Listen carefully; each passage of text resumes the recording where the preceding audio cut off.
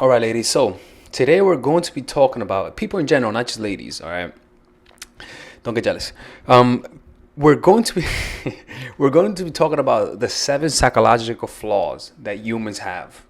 These are 7 psychological flaws that were there to help you succeed in life back in the days of barbaricism per se, right? But these are outdated maps, outdated programs that don't really fit in with today's society. But because they're outdated, doesn't mean that the brain is not hardwired for that. It's kind of like having a computer that's made for one thing, and then suddenly you're demanding another thing from that computer. It's making it, you can find a lot of clashes. And so these flaws are not flaws because they are flaws and somehow it fucked up, or else we would have been eliminated. But they are flaws to the point that it does affect us to some degree, you see.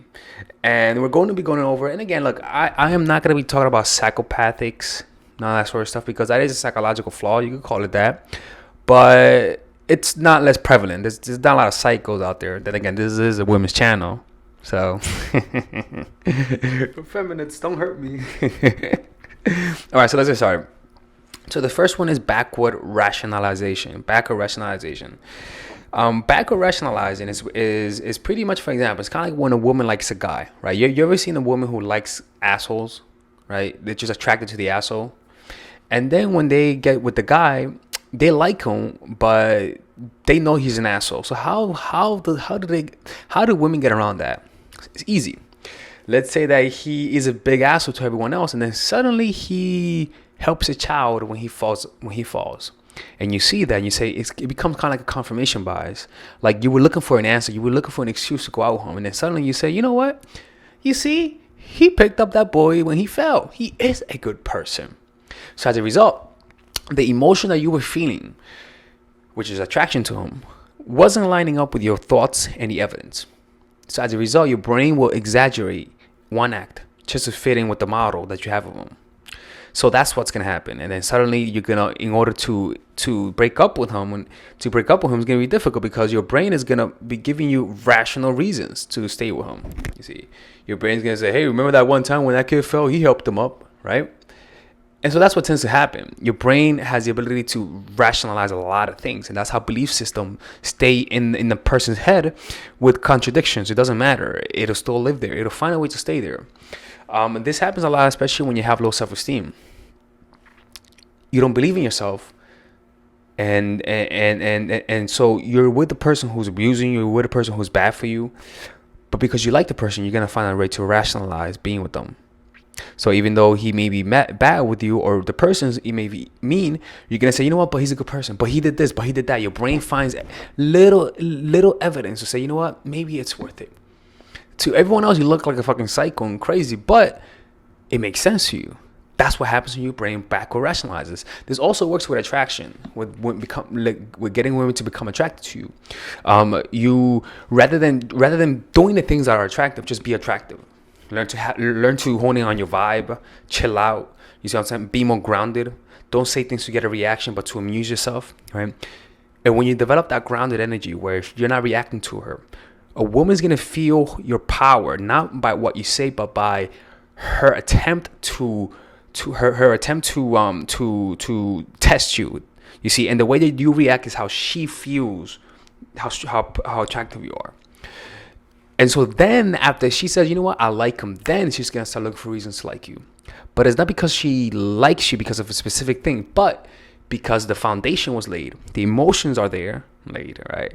The emotions are there, and then she fills in the rest. It doesn't matter what bullshit it is, she's still going to find a way to justify her attraction.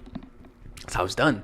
That's why people are attracted to some ugly looking motherfuckers out there. I'm like, how the fuck do you like them? You know? But that's what happens, especially if the person hurts you, because they become a source of self-esteem. Your brain is going to say, you know what, he's important to me. She's important to me. So it doesn't matter if she abuses you or he abuses you. Your brain's going to say, they're important to me because they provide me the validation that I need. Not because they actually give you validation, but because of your lack. That anything is anything. See what I'm saying? So that's the first one. Backward rationalization. The second one is how time speeds up. This is not as much related to relationships, but it's pretty much doesn't make any sense. Like who somebody fucked up in this apartment. They had one job, and that's to keep track of time. So when you're a child, when you're 1 year old, right? 1 year is your whole life, right? When you're 2 years old, 1 year is a third of your life, right? When you're 10 years old, 1 year is 1/10 of your life, right? And that's how it's actually going to feel. The older you get, the shorter 1 year becomes. And so maybe for a 50-year-old, 20 years is like 2 years for a person who's like a 5-year-old. You see, because you have so many years that 1 year compared to everything is very little. So that's how you're going to experience it. So you think life is long, but it really isn't. I'm starting to realize that the older you get, the faster time goes, faster and faster. You see, and so that's the problem, that you only live once. And you know the beauty about this, even though it's kind of fucked up, right? I'm gonna give you guys a shining part of about all of this, right? And that's that because time does speed up. That means that you could go for a goal. That means that if a goal takes you 4 years, when you get older, 4 years is gonna run by that quickly. So it's gonna feel like you actually achieved something fast. For example, for me, it took me 2 years to go from nothing to something right now, right? It's something, a little something. I'm proud of it. But it took 2 years. Now, mind you, when you become present to the moment, time doesn't really go fast. Time just is. You see, like you experience time, but I believe I've experienced time a little bit slower, especially when I'm present. But it doesn't matter. The older you get, when you say 5 years, it's going to take me 5 years to be successful. No, it's going to feel like it, but it's going to go faster than that. So that's a redeeming quality. But generally, though, it's not good, because then when you're actually older and when it comes to death, that shit's going to come faster. And you think it's not, but the older you get, the faster it becomes. It's crazy, man. It's one of those things that just doesn't make any sense, right? That's the second thing. Number 3, osmosis. We have a base level of osmosis for all things, and then we don't go any further. Now, for those who don't understand what osmosis is, right? This is what osmosis is. It says a process by which molecules of solvent tend to pass through a semi-permeable membrane from a less concentrated solution into a more concentrated one, thus equalizing the concentration on each side of the membrane. So we have a base level for all things, like a base level. For example, right now I'm at my base level of what I want financially. And because I'm at my base level, I'm not going to try any harder, and that's the issue. You see, your base level is based on your ambition. Your base level is based on what you see yourself achieving. Once you have that base level, you don't go any further. That's why a lot of people don't go further in life, just simply because not because they can't, but because they're not as ambitious enough. They're not as hungry enough. It's that simple. It's not because you're anything special. When you become hungry, your brain is able to access more power, more resources from your brain. The thing is that the brain is made to reserve energy. So as a result, this equilibrium that happens, this peak, this what do you call it in weight training? It's called the some shit, right? It's reached, and so you become complacent and you get very comfortable, and so you're not able to access those ability to actually do greater things, and so that's why you got to keep setting your standards higher. Just go for goals that are extremely difficult to reach. They're not really difficult, but I'm just saying, daring to dream big, because if you don't, then you're going to be satisfied. Now, satisfied is not from the place of peace, presence. No, satisfaction in terms of ambition is good, but the problem is that once you achieve your goal, you return to osmosis. It's kind of like I'm lifting weights. Once you start lifting weights and you stop lifting weights, you're going to return to your old body. Same thing with people who work out. They get in shape, and it's time they get fat again. It's because your body has a baseline for almost everything. Your mentality, your weight, your depression, your happiness. We all have a baseline. And so you gotta realize that it doesn't matter how much you work on something. If you stop working on it, if you stop dreaming big, because right now I stopped dreaming big, so now I gotta start fucking dreaming big again. And you guys are gonna tell the difference how I'm gonna start elevating my stuff. But when you stop dreaming big, you're gonna get comfortable and complacent. And life is gonna pass you by. You're not even gonna notice because of the last principle. The time speeds up when the older you get. Number 3, we trust appearances.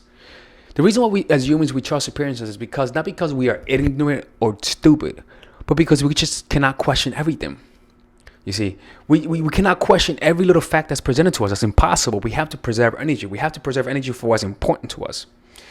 So as a result, we're always going to be deceived. We're easily deceived unless you have a lot of time in your hand. And so they're called conspiracy theorists. But those are people who actually don't trust appearances. They're psychos, but not psychos. I'm not going to say they're psychos. Actually, but they question. And that's something you have to implement in your life, questioning things. You see? And so that's one of the reasons why people easily get deceived, easily become part of the herd. Because they're always trusting appearances. Not everything that shines is gold.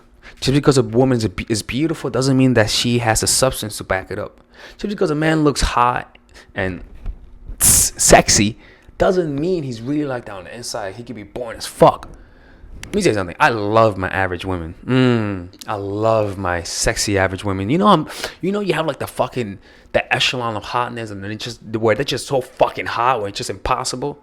I don't like those. Usually they're so hot that they're consumed by their hotness. You know? I like those who don't think they're that hot.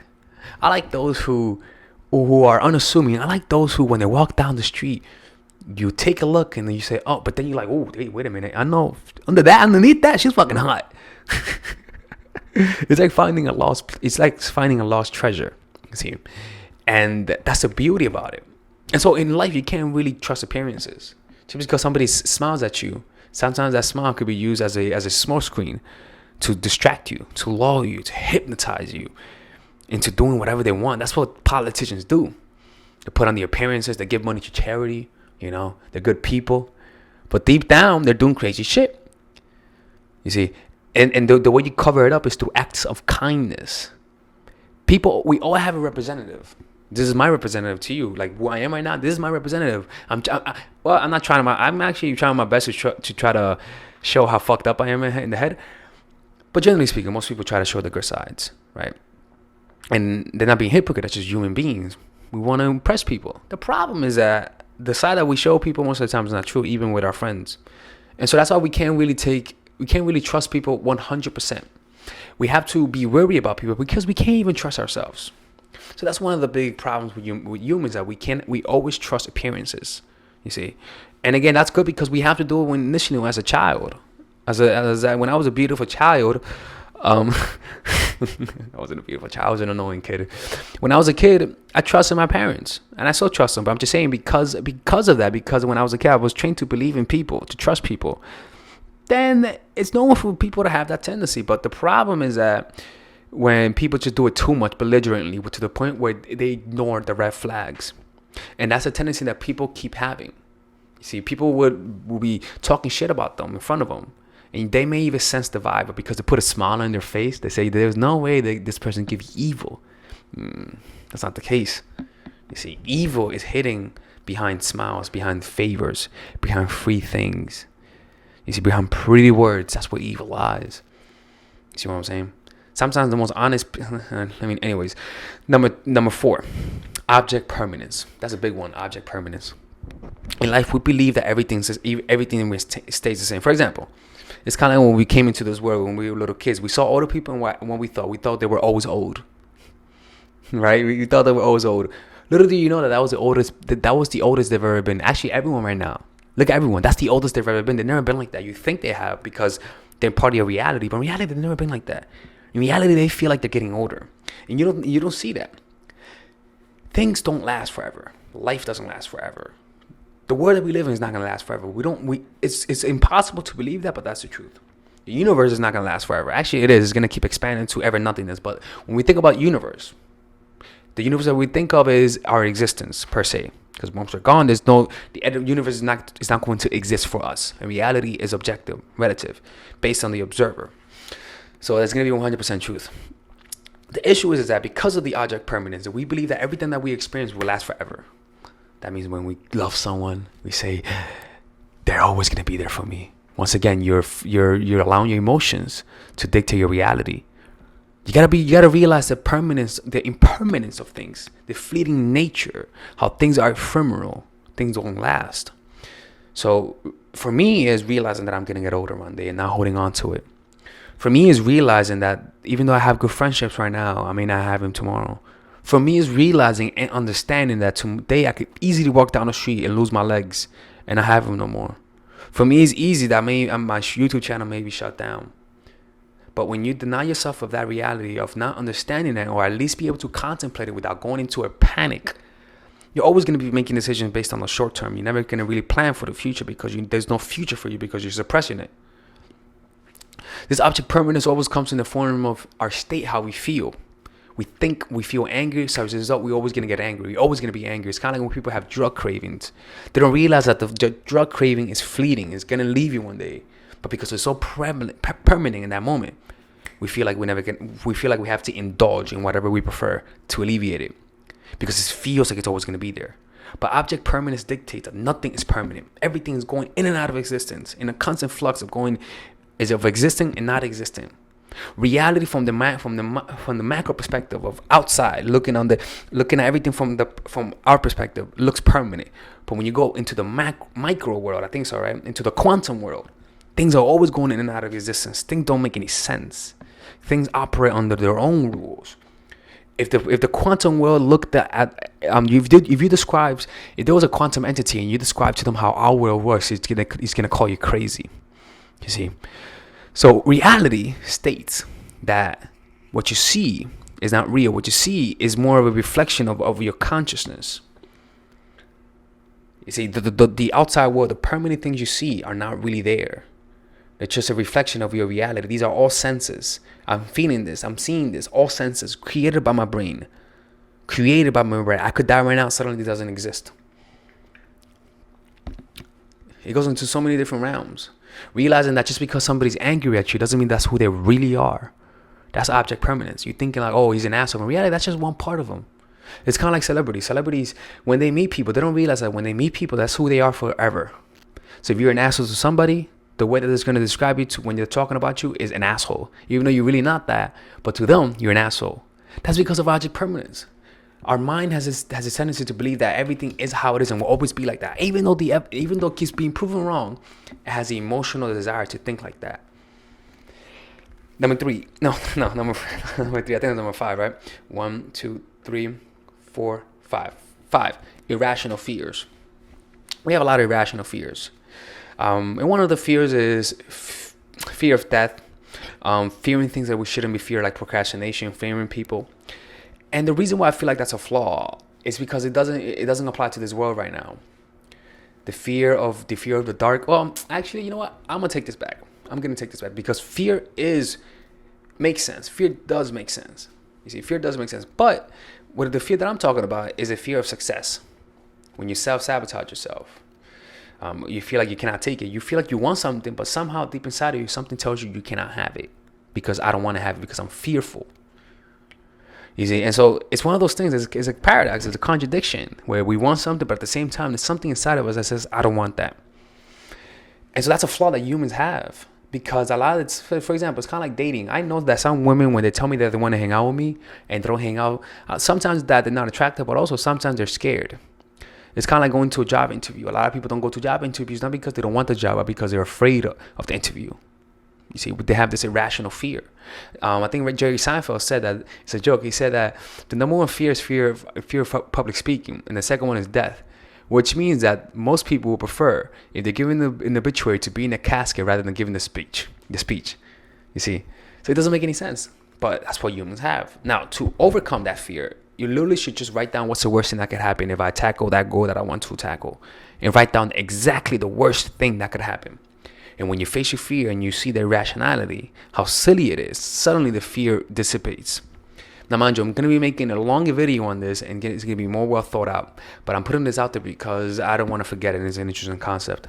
Number 4, our love of pain comes from our love of pleasure. Our love for pain is irrational and flawed as fuck. Humans think that we think that we want to be happy. In reality, we want pain. Why? Because in order to be happy, you need the contrast of pain. In order to find pleasure, you need the contrast of not having pleasure, of having tension, of having painful tension to get that release. You see, if you're someone who has fun, who loves to have fun, that means you hate to be bored. If you're someone who loves stimulation, that means in order to have stimulation, you need to have the lack of stimulation, which also entails suffering.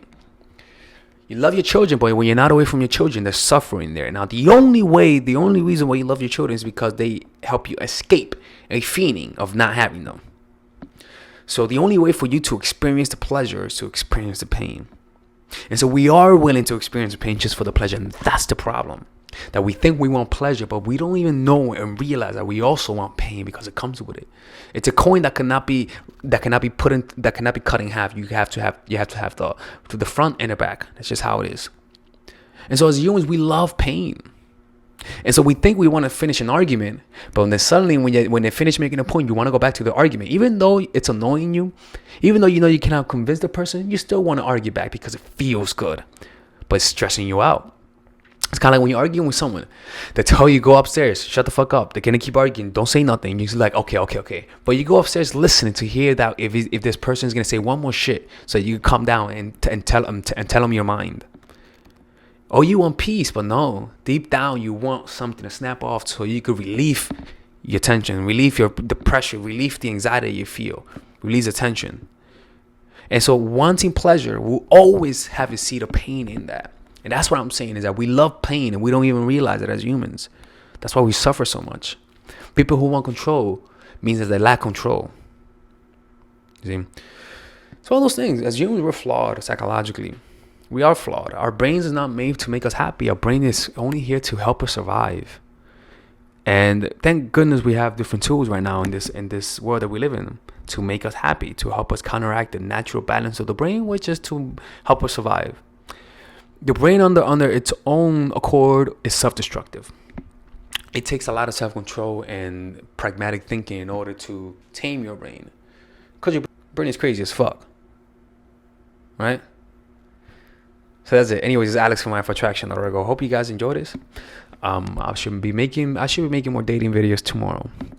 I'm gonna be writing more. I'm gonna be writing by tonight. I'm gonna be writing a few chapters by tonight and letting you guys know. If you guys want one-on-one coaching, let me know. And again, look, I've been getting requests, but I've been backed off. With work. So I know some of you guys have messaged me and I haven't responded. I'm so sorry about that. I really am. I've just been backed up with work and I have some priorities I have to take care of.